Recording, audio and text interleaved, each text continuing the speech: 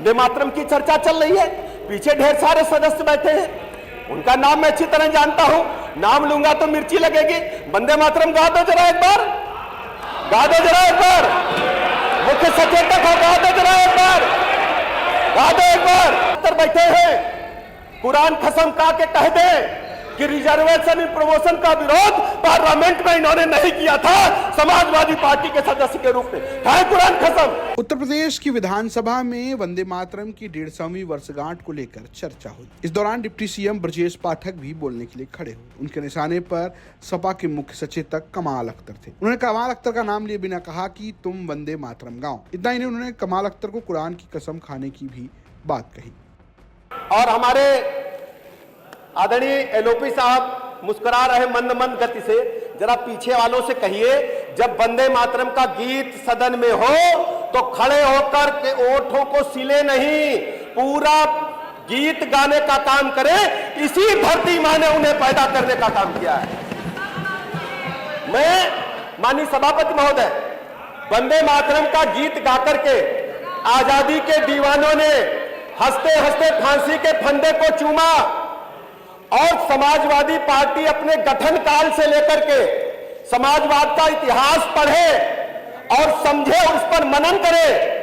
माता प्रसाद पांडे जी जैसे वास्तव में समाजवादी हैं, जिन्होंने परंपरा को आगे बढ़ाने का काम किया है। जो खोखले समाजवादी हैं, जो समाजवाद के नाम पर नाटक करते हैं, उनको प्रदेश की जनता को जवाब देना चाहिए। मैं एक छोटी सी एक पुरानी किस्सा सुनाना चाहता हूं, जो सही घटना है। आदरणीय लोहिया जी भ्रमण पर निकले थे और अंबेडकर नगर में जब पंडित जवाहरलाल नेहरू जी उनके यहां पहुंचे तो वापस अपने घर आए। रात प्रवास नेहरू जी ने किया और कहा कि सोने के उपरांत सुबह उठे, स्नान ध्यान किए, कहा कंघी लाओ, बाल खींच ले। तो लोहिया जी ने जवाब दिया था कि हम समाजवादी हैं, हमारे घर में कंघा नहीं है। लेकिन आज के समाजवादी कौन सा सुख सुविधा का साधन नहीं जुटाए हैं, कौन से सुख सुविधा का साधन नहीं जुटाए हैं, कौन सी धनराशि लूटे नहीं है, कौन से सरकारी ठेकों में टेंडर में डकैती नहीं डाले हैं। और समाजवादी पार्टी की जब सरकार होती है तो वंदे मातरम का नारा नहीं लगाते हैं। जब समाजवादी पार्टी की सरकार होती है तो वंदे मातरम का नारा नहीं लगाते हैं। ये नारा लगाते हैं, समाजवादी पार्टी का नारा है खाली प्लाट हमारा है। ये समाजवादी पार्टी के लोग हैं। वंदे मातरम का इनसे कोई लेना देना नहीं है, वंदे मातरम से इनका कोई लेना देना नहीं है। आदरणीय प्रधानमंत्री नरेंद्र मोदी जी ने कहा 2014 में जब देश की कमान संभाली तो उन्होंने कहा हर गरीब को पक्का मकान मिले, ये है वंदे मातरम। हर गरीब को न्याय मिले, ये है वंदे मातरम। हर गरीब को पीने का पानी मिले, ये है वंदे मातरम। हर गरीब को 5 लाख तक के निःशुल्क इलाज की गारंटी मिले, ये है वंदे मातरम। और ये समाजवादी पार्टी के लोग, ये समाजवादी पार्टी के लोग, इनके बारे में कहना चाहता हूं सभापति महोदय, नकली चेहरा सामने आए, असली फितरत छिपी रहे। क्या मिलिए ऐसे लोगों से जिनकी असली फितरत छिपी रहे। ये नकली समाजवादी लोग हैं। माननीय सभापति महोदय, असली समाजवाद से इनका कोई लेना देना नहीं है। वंदे मातरम की चर्चा चल रही है, पीछे ढेर सारे सदस्य बैठे हैं, उनका नाम मैं अच्छी तरह जानता हूं, नाम लूंगा तो मिर्ची लगेगी। वंदे मातरम गा दो जरा एक बार, गा दो जरा एक बार, मुख्य सचेतक हो, गा दो जरा एक बार, गा दो एक बार। और एक सदस्य माननीय सभापति महोदय, एक सदस्य तो कहते थे भारत माता, एक सदस्य कहते थे भारत माता डायन है, वो इसी समाजवादी पार्टी के सदस्य थे और आज भी समाजवादी पार्टी के हैं। और संग्राम यादव ने नाम लिया बाबा साहब भीमराव अम्बेडकर का, संग्राम यादव जी ने बाबा साहब भीमराव अम्बेडकर का नाम लिया। कमाल अख्तर बैठे हैं, कुरान कसम खा के कह दे कि रिजर्वेशन प्रमोशन का विरोध पार्लियामेंट में इन्होंने नहीं किया था समाजवादी पार्टी के सदस्य के रूप में, है कुरान कसम। समाजवादी पार्टी के लोगों ने किया था, है कुरान कसम। चलिए बोल ले, महिला बोल रिजर्वेशन बिल का विरोध नहीं अभी किया था। अवसर आएगा तब बोलेंगे, अभी ये बोले, अभी बोल लें उसके बाद बैठ। माननीय सभापति महोदय, कंप्लीट कर ले फिर बोल, कंप्लीट कर ले फिर बोले, समाजवादी पार्टी के सदस्य बैठे हैं। कंप्लीट कर ले उसके बाद बोल। बैठ कंप्लीट कर ले। महिला रिजर्वेशन बिल का विरोध कमाल अख्तर ने पार्लियामेंट में नहीं किया था। हाँ, कुरान कसम कि पार्लियामेंट के अंदर समाजवादी पार्टी के लोगों ने रिजर्वेशन इन प्रमोशन का विरोध नहीं किया था। ये खाए कसम कुरान की। अगर वास्तव में समाजवादी है, खा जाओ कसम। अरे फर्जी समाजवादी लोगों, बैठो भाई, बैठो। आपको ऊपर भी जाना है, इंसाफ की बात करो, सही बात करो।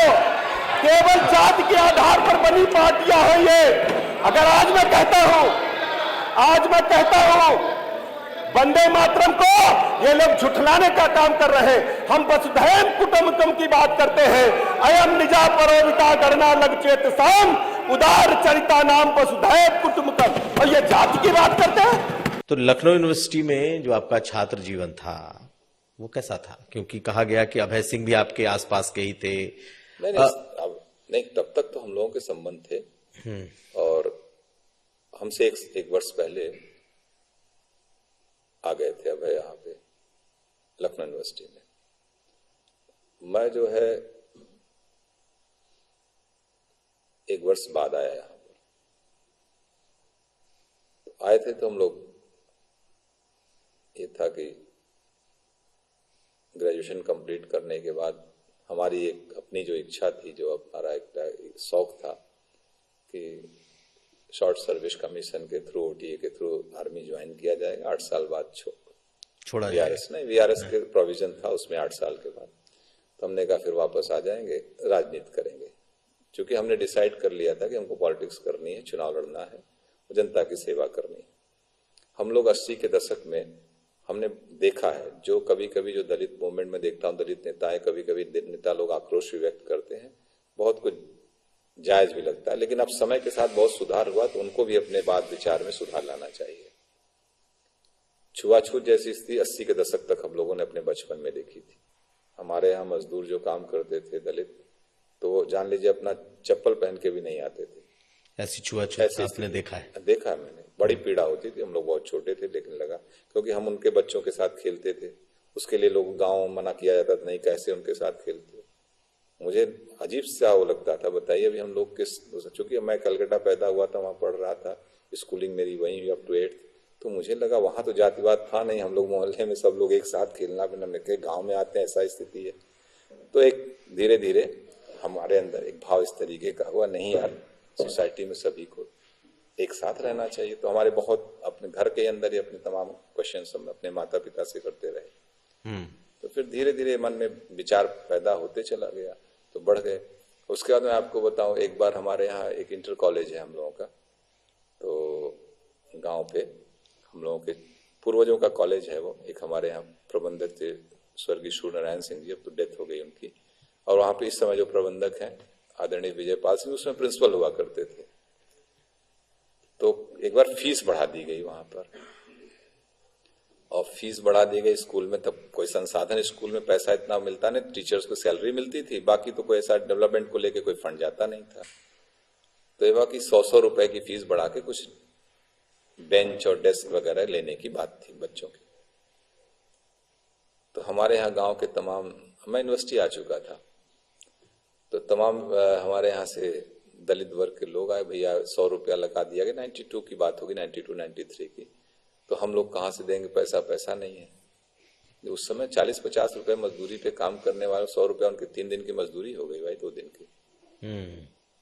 तो मैं गया स्कूल में, मैंने कहा कि भाई आप हम लोगों से, सवर्णों से लगा दीजिए, 200 रुपया लगा लेकिन दलितों से पैसा मत लीजिए। ये आपने उस वक्त? हाँ, स्कूल जाके हम बंद करा दिए स्कूल। हमने कहा नहीं लेंगे।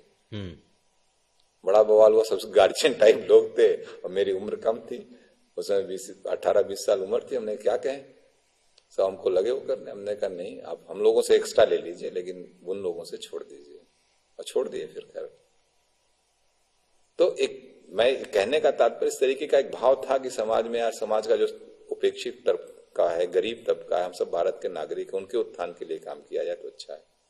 इस तरीके से एक राजनीतिक मन में सोच आ गई कि नहीं, इसके लिए बेस्ट प्लेटफॉर्म है राजनीति करके चुनाव लड़के जीत के आ जाए, जनता की सेवा की जाए।